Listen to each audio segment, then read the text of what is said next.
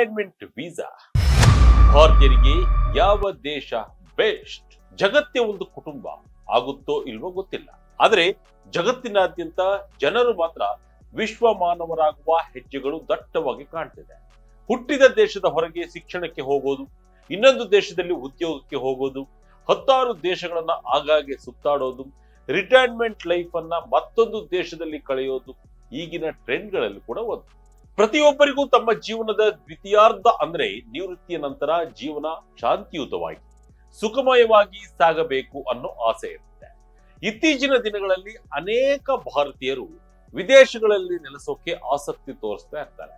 ಅತ್ಯುತ್ತಮ ಆರೋಗ್ಯ ಸೇವೆ, ಕಡಿಮೆ ಜೀವನದ ವೆಚ್ಚ ಮತ್ತು ಸರಳವಾದ ವೀಸಾ ನಿಯಮಗಳು ಈ ಬದಲಾವಣೆಗೆ ಮುಖ್ಯ ಕಾರಣಗಳಾಗಿವೆ. ಆದರೆ ಭಾರತೀಯರು ನಿವೃತ್ತಿಯ ನಂತರ ಕಾನೂನುಬದ್ಧವಾಗಿ ನೆಲೆಸಬಹುದಾದ ಪ್ರಮುಖ ದೇಶಗಳು ಯಾವ್ಯಾವು, ಏನೆಲ್ಲ ನಿಯಮಗಳಿವೆ, ಯಾವ ದೇಶ ಹೆಚ್ಚು ಭಾರತೀಯರಿಗೆ ಸೂಟ್ ಆಗುತ್ತೆ, ಈ ಎಲ್ಲದರ ಬಗ್ಗೆ ಸಂಪೂರ್ಣ ಮಾಹಿತಿ ಇಲ್ಲಿದೆ. ನೀವು ನೋಡ್ತಾ ಇದ್ದೀರಾ Vijaya Karnataka international YouTube channel. ನಾನು ಶಂಕರ್ನ ಹೆತ್ತು. ಪೆನ್ಷನ್ ಇರಬೇಕು, ಬ್ಯಾಂಕ್ ಡೆಪಾಸಿಟ್ ಬೇಕು, ಹೋದ ಕಡೆ ಕೆಲಸ ಮಾಡೋಕ್ಕಿಲ್ಲ ಅವಕಾಶ. ಈ ಪಟ್ಟಿಯಲ್ಲಿ ಭಾರತಕ್ಕೆ ಹತ್ತಿರದಲ್ಲೇ ಇರುವ ಶ್ರೀಲಂಕಾದಿಂದ ಹಿಡಿದು ಯುರೋಪಿನ ಪೋರ್ಚುಗಲ್ ವರೆಗಿನ ದೇಶಗಳಿವೆ.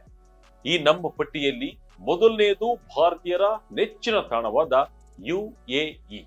ಅಲ್ಲಿನ ವೀಸಾ ನಿಯಮಗಳೇನು, ಅಲ್ಲಿ ನಿವೃತ್ತ ಜೀವನ ನಡೆಸೋಕೆ ಏನೆಲ್ಲ ಅರ್ಹತೆಗಳು ಇರಬೇಕು ಹಾಗೂ ಯಾಕೆ ಈ ದೇಶವನ್ನ ಆಯ್ಕೆ ಮಾಡಿಕೊಳ್ಳಬೇಕು ಅನ್ನೋದರ ಬಗ್ಗೆ ವಿವರಗಳನ್ನ ನೋಡ್ತಾ ಹೋಗೋಣ.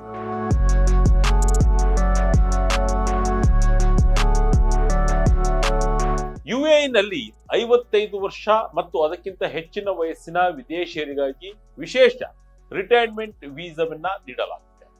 ಆ ವೀಸಾ ಪಡೆಯೋಕೆ ಅರ್ಹತೆ ಪಡೆಯಬೇಕಂದ್ರೆ ನೀವು ಅಲ್ಲಿ ಸ್ವಂತ ಆಸ್ತಿಯನ್ನ ಖರೀದಿಸಿರಬೇಕು.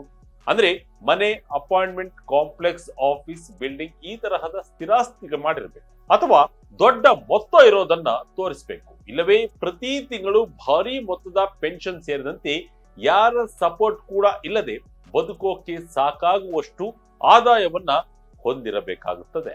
ಇನ್ನು ಯುನೈಟೆಡ್ ಅರಬ್ ಎಮಿರೇಟ್ಸ್ ಅನ್ನ ಯಾಕೆ ಆಯ್ಕೆ ಮಾಡಿಕೊಳ್ಳಬೇಕಂದ್ರೆ ಇಲ್ಲಿಂದ ಭಾರತದ ಪ್ರಮುಖ ನಗರಗಳಿಗೆ ವಿಮಾನ ಸಂಪರ್ಕ ತುಂಬಾ ಸುಲಭ ಮತ್ತು ಹತ್ತಿರವಾಗಿದೆ. ತುರ್ತು ಇದ್ದಾಗಲೆಲ್ಲ ಕೆಲವೇ ಗಂಟೆಗಳಲ್ಲಿ ಭಾರತದ ಯಾವುದೇ ನಗರಕ್ಕೆ ಬಂದು ಇಳಿಯಬಹುದು. ಹಾಗೆ ಭಾರತದ ನೆರೆಯ ರಾಷ್ಟ್ರವಾದ ಶ್ರೀಲಂಕಾ ಕೂಡ ನಿವೃತ್ತರಿಗೆ ಉತ್ತಮವಾದ ಆಯ್ಕೆ.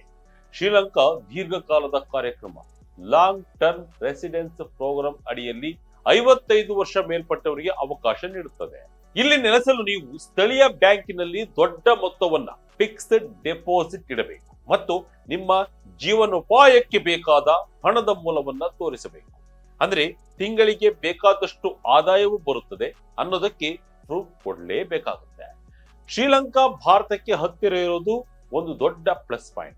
ಇಲ್ಲಿನ ಜೀವನ ವೆಚ್ಚ, ಮನೆ ಬಾಡಿಗೆ ಮತ್ತು ಆಹಾರದ ದರಗಳು ಭಾರತಕ್ಕೆ ಹೋಲಿಸಿದ್ರೆ ಸಾಕಷ್ಟು ಕೈಗೆಟುಕುವಂತೆ ಇವೆ.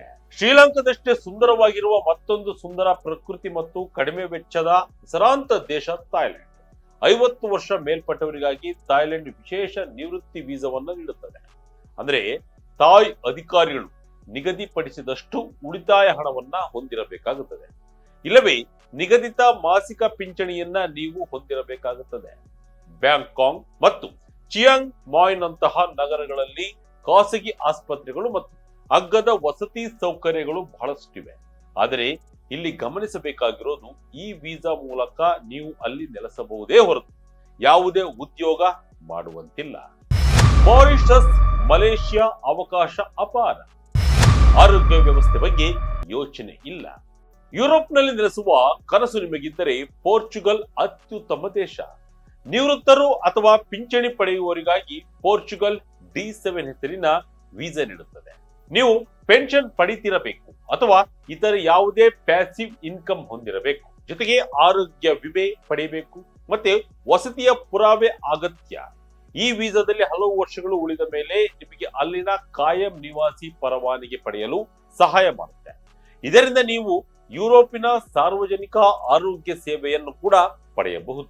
ಇನ್ನು ಭಾರತದ ಮತ್ತೊಂದಿನ ದಿಕ್ಕಿನಲ್ಲಿ ಹಿಂದೂ ಮಹಾಸಾಗರದ ಮಡಿಲಿನಲ್ಲಿರುವ ಸುಂದರ ದ್ವೀಪ ರಾಷ್ಟ್ರ ಮಾರಿಷಸ್. ಅಲ್ಲಿ 50 ವರ್ಷ ಮತ್ತು ಅದಕ್ಕಿಂತ ಹೆಚ್ಚಿನ ವಯಸ್ಸಿನವರಿಗೆ ನಿವೃತ್ತಿ ವಾಸದ ಪರವಾನಗಿ ಸಿಗುತ್ತದೆ.